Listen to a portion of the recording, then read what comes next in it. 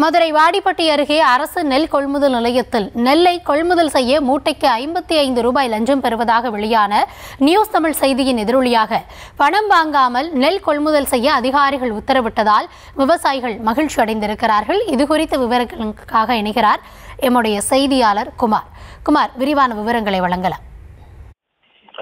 வணக்கம். மதுரை மாவட்டம் வாடிப்பட்டி அருகே தனிச்சம் கிராமத்தில் தற்காலிக அரசு கொள்முதல் நிலையம் தற்போது செயல்பட்டு வருகிறது.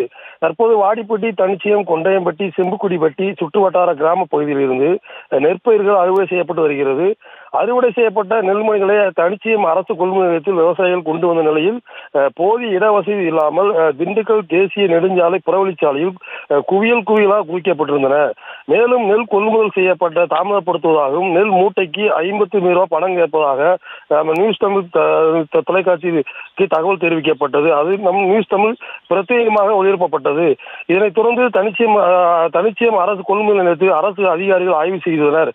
விவசாயிகளும் எந்தவித பணமும் லஞ்சமா பெறக்கூடாது எனும் சாலையில் கிடக்கும் நெல் குவியல்களை விரைவில் கொள்முதல் செய்ய உத்தரவிட்டனர்.